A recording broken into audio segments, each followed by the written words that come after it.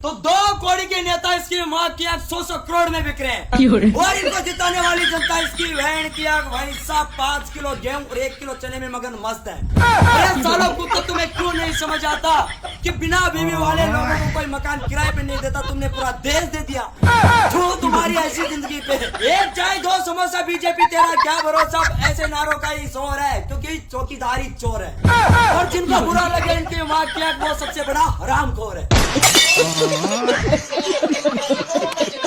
तो वो तो अच्छा हुआ मेरे दोस्त कि पिछले 70 सालों में कांग्रेस वालों ने हर गांव में स्कूल बनवा दी, वरना इसकी बहन की आज वोट डालने के लिए भी मोदी जी के शौचालय में ही जाना पड़ता और वैसा डूबता होगा इसकी बहन की आज दूसरे देशों की चाय में बिस्किट।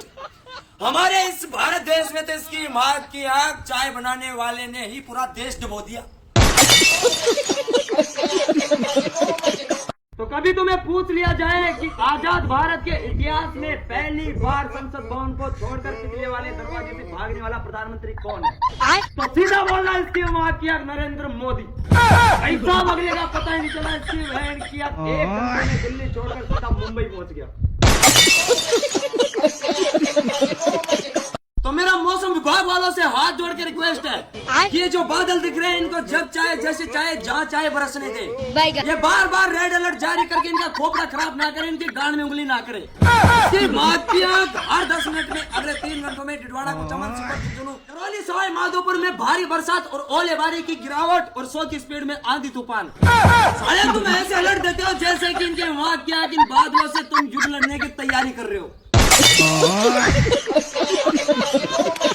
तो नरेंद्र मोदी कहता था कि हराम की कमाई करने वालों भगवान को तुम्हें पाई पाई का हिसाब देना पड़ेगा, लेकिन ये किसी को पता नहीं था इसके माँ की आंख कि राम मंदिर का निर्माण करवाते टाइम नरेंद्र मोदी ने 200 करोड़ रुपए की घपलेबाजी की थी। आज नरेंद्र मोदी खुद भगवान को बोल रहा है कि हे प्रभु सब मेरे खिलाफ हो गए, बताइए मैं क्या करूं। तो वैसा भगवान कहते हैं कि साले हराम खोर कुत्ते, पहले तो तू मेरे 200 करोड़ रुपए वापिस कर। साले भड़वे तूने मेरे 200 करोड़ रुपए खाए हैं, अब तेरा पाई पाई का हिसाब होगा।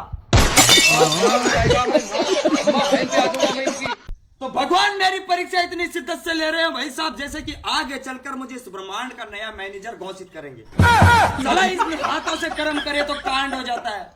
आप जिंदगी में इतने पाप करने कि भगवान दोबारा सोच भी ना ले कि इस गणमरे को दोबारा मनुष्य जीवन दे दे। भाई साहब इसकी बहन की आंख मोहब्बत अंधी है, कानून के हाथ लंबे है। जिंदगी तो हमारे देश की सरकार इतनी मजबूत चल रही है भाई साहब, चुनाव से पहले आतंकवादी हमला हो जाता है और हर परीक्षा से पहले इसके वहाँ की पेपर लीक हो जाता है और हर इमरजेंसी में पीएम नरेंद्र मोदी विदेश निकल जाते हैं और जनता रोड पे आ जाती है। मंदिरों में चोरी हो रही है, देश में रेप और मर्डर हो रहे हैं, चीन भारत में घुस रहा है और मीडिया पाकिस्तान को मिट्टी में मिलाने की बात कर रहा है। ताली बजा रहे हैं और आवाज उठाने वाले जेल जा रहे हैं और सरकार कह रही है कि देश सुरक्षित हाथों में है। अगर ऐसा ही चलता तो वो दिन दूर नहीं है जिस दिन नरेंद्र मोदी खुद कहेगा कि भाई और बहनों 2 किडनी का क्या करोगे, देश आर्थिक संकट में है, इसलिए एक दान कर दो। तो सोचो मेरे दोस्त कि जिस लड़की ने तुम्हारा प्रपोज ठुकराया है, जिस लड़की ने तुम्हें ब्लॉक किया है, अगर भविष्य में इसकी माँ की आंख उसी लड़की से तुम्हारी शादी हो जाए तो सबसे पहले घूंघट उठाओगे या फिर डंडा? पहली बात तो ऐसा चांस तुम्हारे साथ नहीं हो, अगर गलती से हो भी जाए मेरे दोस्त तो गांड पे ऐसे पलटे मारना इसकी बहन की आंख की उसके 7 जन्मों के आशिक याद आ जाए। तो मेरे ऊपर देवताओं की बहुत तगड़ी नजर है, पता है कैसे? कल मैंने इसकी माँ की आंख एक स्टोरी डाली थी जिसपे सॉन्ग लगाया था कि मैं बादल बन जाऊं तुम बारिश बन जाना। भाई साहब जिसके लिए स्टोरी लगाया था उसने कमेंट लाइक वगैरह कुछ नहीं किया, लेकिन इंद्रदेव जी नाराज हो गए। कमेंट में बोल रहे थे कि बेटा जब तुम बादल ही बन रहे हो तो तुम ही बरस लो। मैंने कहा इंद्रदेव जी बरसना तो तुम्हें ही पड़ेगा। बोल रहे की अजी घंटा साला जब तू खुद मुर्गा बन रहा है तो अंडा भी तू ही देगा।